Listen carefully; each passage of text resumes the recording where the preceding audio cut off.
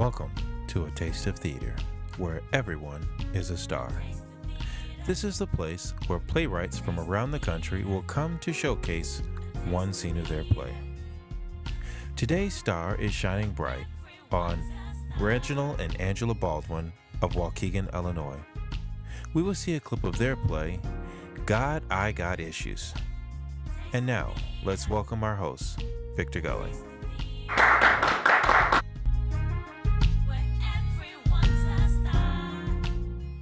Welcome to A Taste of Theater, where everyone is a star. Today's star is shining bright on Hope Productions, Reginald and Angela Baldwin. We'll see a clip of their play, God, I've Got Issues. We're recording live at the Christian Arts Auditorium at Christ Community Church in Zion, Illinois. Wonderful. So tell us, what inspired this production? Well, this particular production, we were inspired by the many families that we've noticed that are blended, and we want to put out a message to those blended families so that they can understand that they're not the only ones going through certain issues and certain problems, but there are more people dealing with the exact same situation that they're dealing with, and that there is hope regardless to the situation that they're in. Wow. And what was some of the research that you did for this production? Well, I think I'll let my husband, my wife do it. You want to do it, honey? Okay. Anyway, I'll jump in. We normally do a lot of research before anything we write. I do interviews. I do a lot of Googling. I do a lot of research. I do a lot of statistics. So that's the basic things that we normally do before we write a play. That's just what we consider a basic foundation. We want to make sure we get the information right. We want to make sure we're tackling the problems right. You know, a lot of times there's issues and things that need to be addressed, but because we don't do our homework, we have a tendency of not dealing with those issues or dealing with that particular problem. And we're recording live on set, and you guys have put together a marvelous set.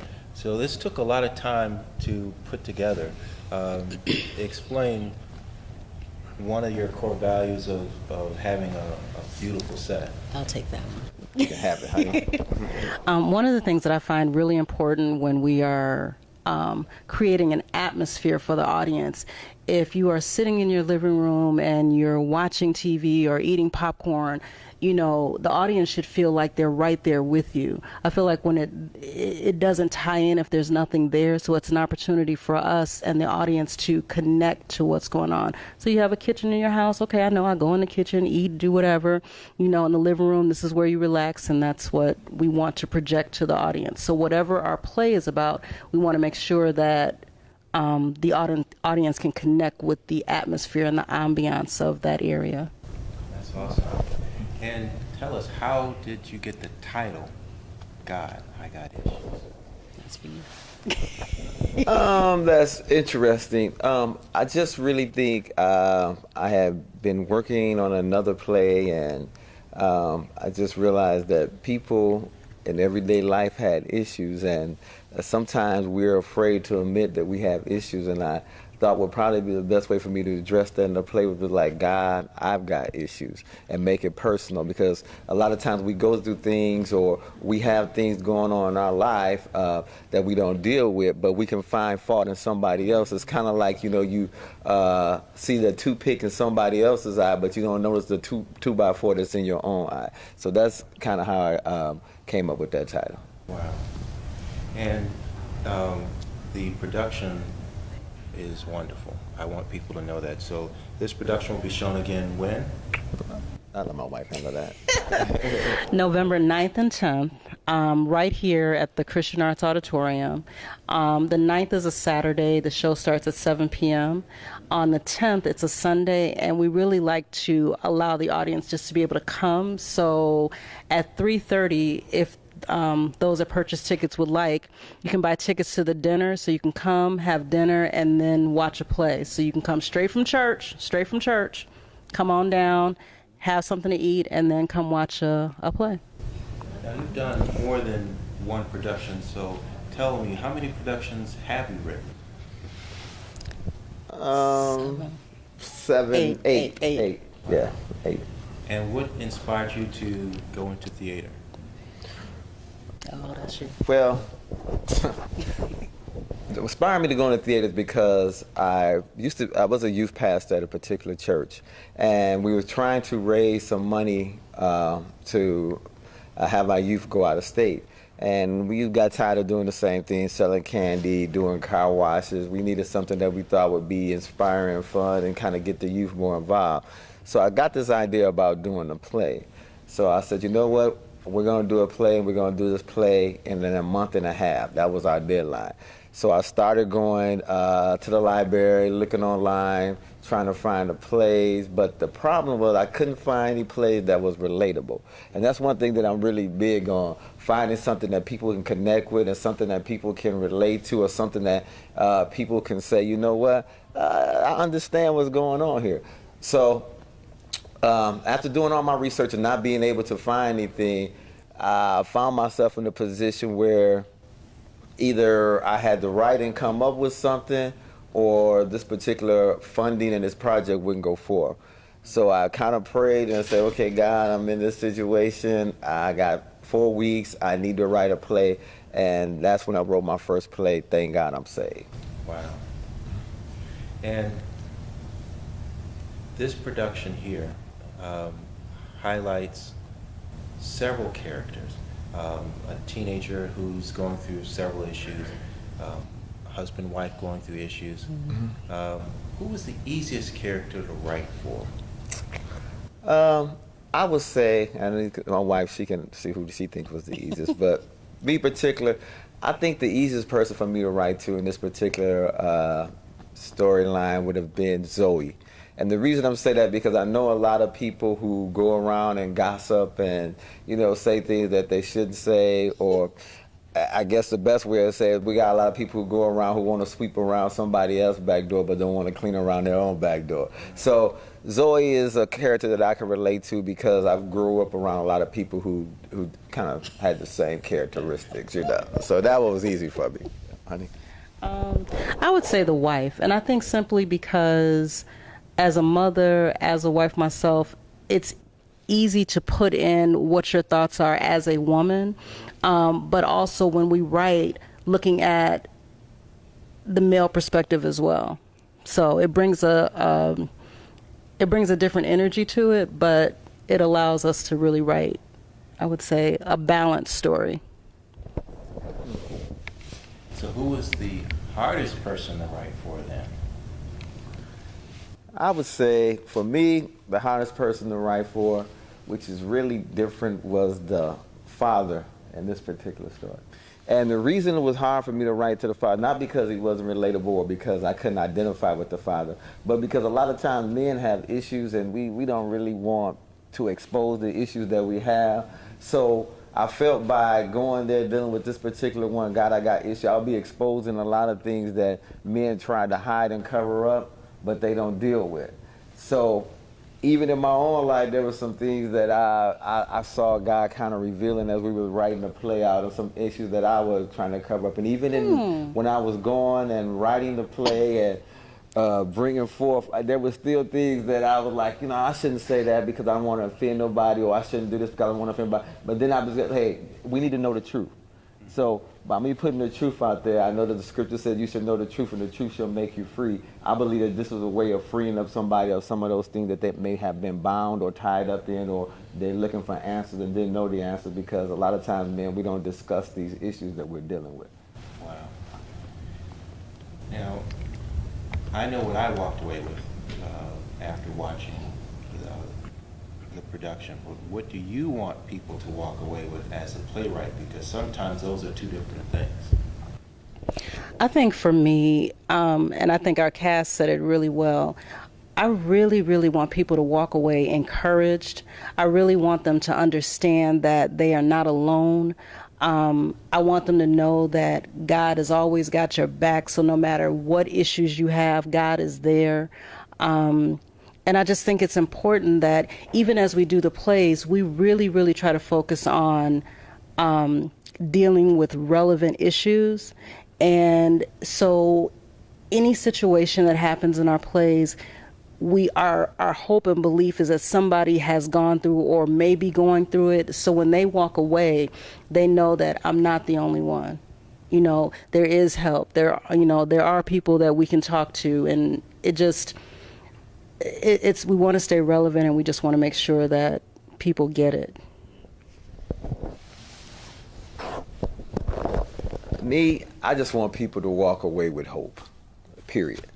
I know that's the name of our company, Hope Production, but I believe so many times we find ourselves in situations or dealing with circumstances, and while we're dealing with those situations and circumstances, a lot of times we think that we come to the end of the road and there's nowhere else we can go. But I believe that there's hope in every situation. As long as you've got breath in your body, there's hope.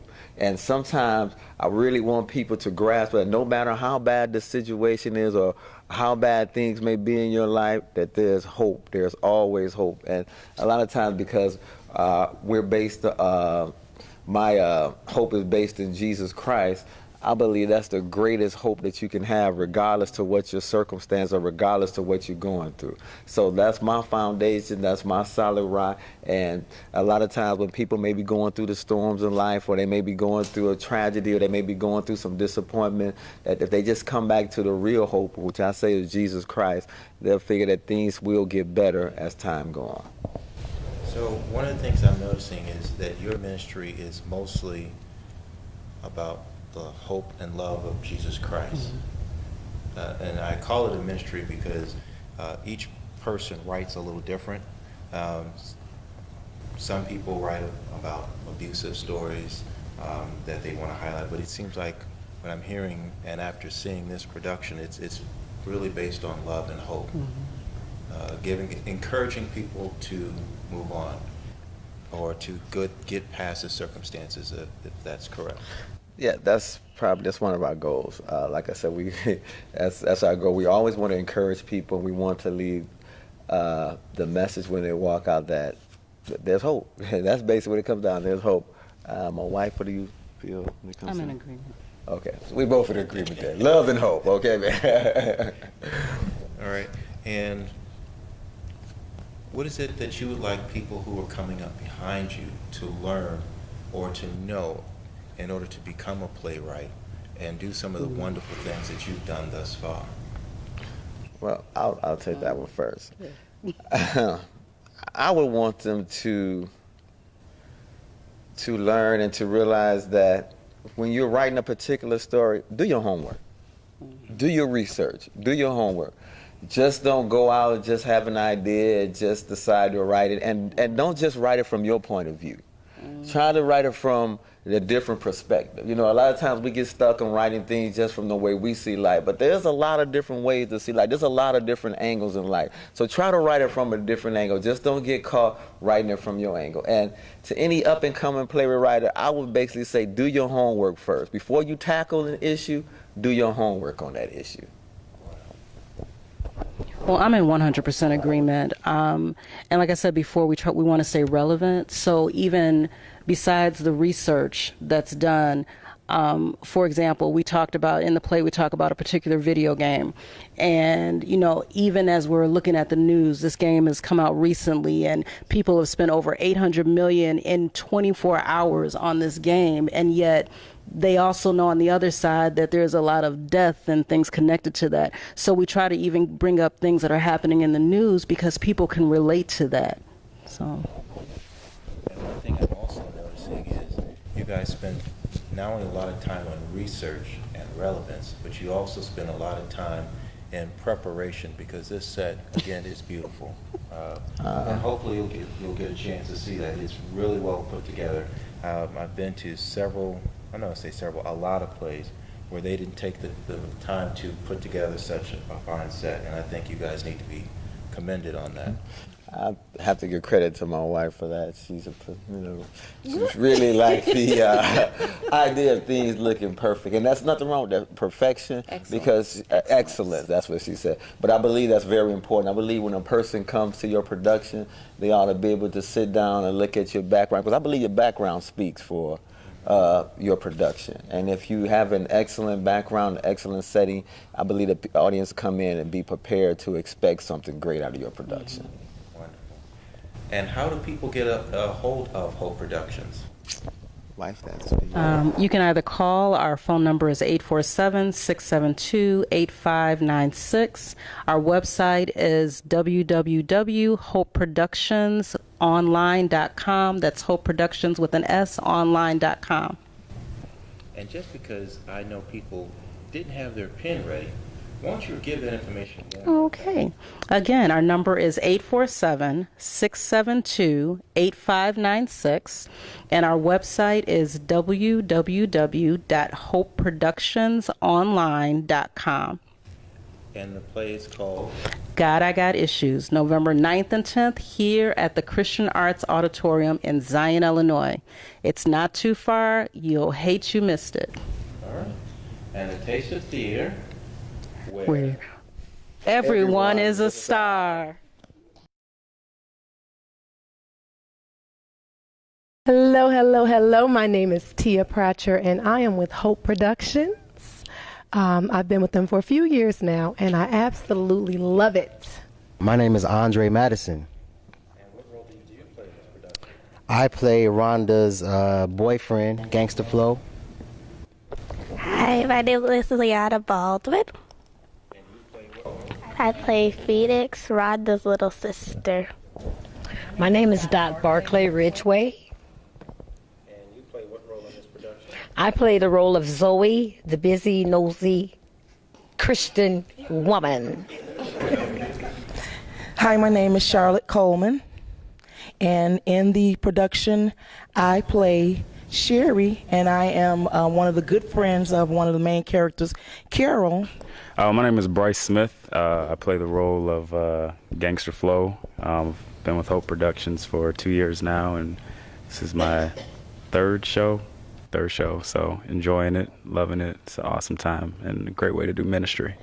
My name is Leslie Bracero, and I have been with Hope Productions for about 5 years now, and I played the role of Carol, who is the wife. And this wife has, in her mind, it made. She feels like she knows it all. She's been married for 20 years. She experienced 2 years of courtship and living a chaste life at home before she got married, so she feels like she has all the answers. My name is Kay Smith, and I've been with Hope Productions for a couple of years now.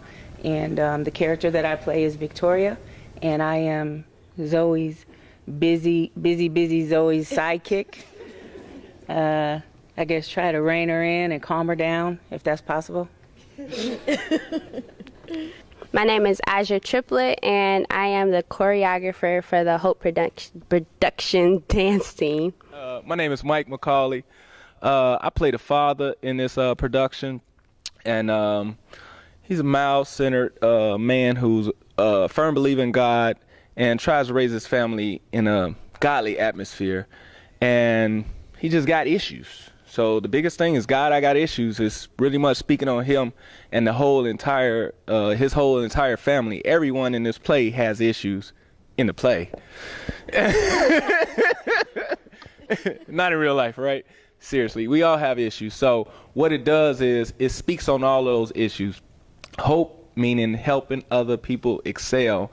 It pretty much helps everybody excels in every situation in life. It speaks on things that we're afraid to talk about in the churches, afraid to talk about in the schools, at home. A lot of people don't discuss certain things at home because for one, the kids are afraid to talk to their parents. They feel like they don't understand. Parents just don't understand. And then the parents don't really talk about these things to the children because they feel like they're not old enough to understand certain things. So what it does is it brings light to everything because, like I said, we're helping other people excel. We allow the kids out there to see, man, one of the kids in the audience could be dealing with that situation. One of the parents could be going through this situation. And even in a real production where you got blended families, where we got a stepson coming in and the wife and the father not really, they having their own issues at the house, but then you got another problem coming in, as one may see, but it just speaks on that. So people that have those issues outside may be able to relate to it, and then they go home and make changes in their life.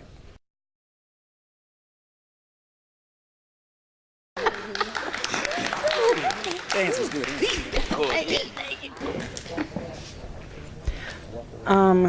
One thing that I would hope people would walk away with is the fact that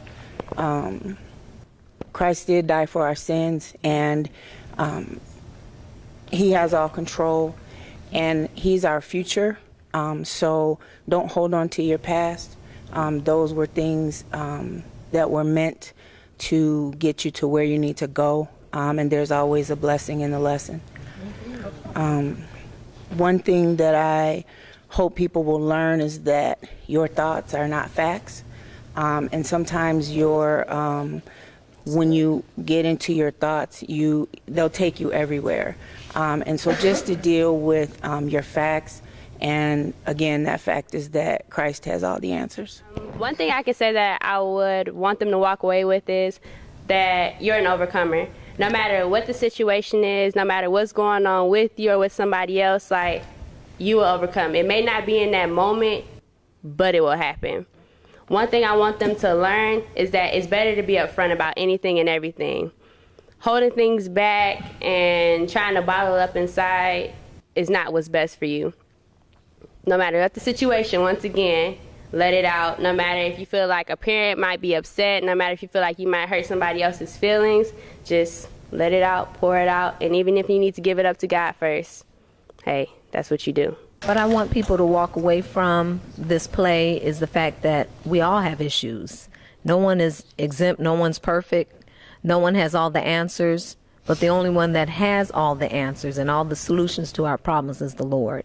And if we can run to him and put our lives in his hands and trust him and see and know that he holds our times in his hands and he knows the end of our lives at the beginning, that all things will work together for the good to them that love him. And what I want people to learn from this is that we can make it. The Lord is on our side. And if he's for us, who can be against us? No, what I want people to walk away with is definitely that as we try to strive to live for Christ, we are not perfect. We are going to mess up and slip up and we're going to sin. But realizing that as we walk through this life that we're going to be tested. We're going to have trials and challenges. And it is about the choices that we make, the decisions we make, and how we endure through that. I think if once we get put ourselves out of the way and rely on Christ, then we know that we can lean on him for everything and he can get us through those situations. So I want people to walk away with knowing that there is no perfect family. There is no perfect person. There is no perfect situation. We all are going to be tested at some point. And what I want people to learn is that even when you do fall, because you will fall, it's not about how you fall. It's about how you get back up. Mm-hmm. And not only how you get back up, but how you get back in line and go the right way. So I think that's an encouragement to people. I hope that people walk away from the play with a message of wisdom and strength, and that they can do all things through Christ. And even though they see a whole lot of things going on with the play and a whole lot of issues, that they can still realize that God is their Savior. They can always go back to them. And I hope they learn that just to keep the hope and faith, and no matter how many issues you have in your house, you can pray with somebody, try your best to keep the best in that they'll be able to spread the word to somebody else and that can spread it so that we become a soldier of Christians. I'm hoping that anyone that's in the audience would learn that you're never alone, that Christ is always with you throughout everything that you do, and that you will walk away knowing that when you fall down, you can get back up and start all over again. It's never too late. I'm hoping that the audience will have a sense of renewed faith and renewed strength. And if they're dealing with any of the issues that are being presented, that they know that there's absolutely no failure in God. All things through him are possible. And what I want them to be able to walk away with, hopefully this will open up maybe even discussions in homes. If there's some issues that someone may be sitting out in the audience and they've been struggling with either discussing them or telling someone about it, even those very hidden things, that this may open up discussions in the homes, even opening up discussions over the pulpits to start dealing with these issues, because we need to start dealing with life's issues in the churches. Phoenix, I'm about to be 17, a senior in high school, and I think I'm mature enough to start dating. You think so, huh? Yeah, I mean, after next year, I will be in college. So Mom and Dad is gonna have to start trusting me to date now. Well, you made it bad on yourself when you lied about going to the movies with Jackie and they found out that you was at a party. Girl, that was over a year ago. So? I've been good ever since. Good. Good because you haven't been caught. Hey, okay, that's enough. What they don't know won't hurt them. Yeah, but it could be devastating for you. Look, as far as they are concerned, I've been good. Yeah, right. Who is it? Hey, girl. Ooh, hey, girl. Oh, it's Zoe. Hey, girl. I just saw my honey. Is it your return class, honey? Oh, girl, me and Jonathan were celebrating our 20th anniversary. Come on in and have a seat. Woo! Oh, listen, Sherry, this is my friend Zoe. Zoe, this is Sherry, a member from our church. So nice to meet you. Oh, hi. Girl, you missed it last Sunday.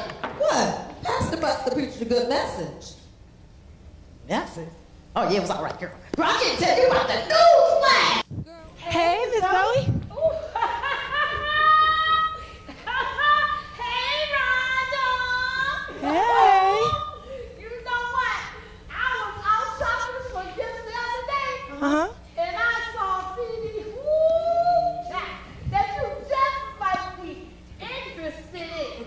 Okay. Miss Zoe. I'm sure it must be appropriate and ain't the dollar picture right here on the front. What? That's not just my picture. It's like What is your picture doing all this? Really have to counsel me about this marriage thing. Now. Let me tell you, girl. Don't let somebody else's issues become your issues, too. Oh, you're right. You're right. See, that's why you are my friend. Girl, I love you so much. Love you, too, girl. Thank you for being there for me. Girl, that's what friends are for. Amen. And remember to read the good book, girl, because it has all the answers. I know.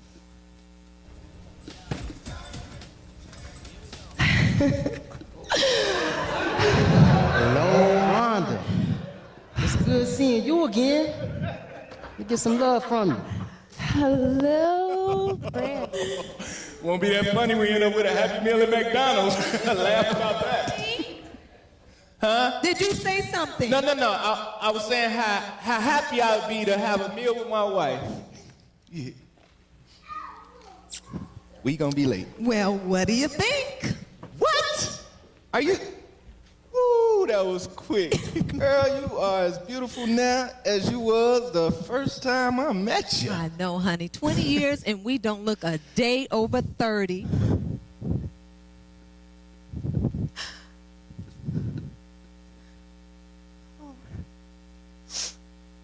Hey. I hope this is important. You know I was rehearsing from an upcoming concert. Working on your heart. What do you mean he's still working on my heart? God's man can't get to you because you're all closed up. Ain't nobody got time for that. You better listen to the love doctor. Whenever I go out with a man, I make sure I bring one of these with me. I know What that. in the world? I know that.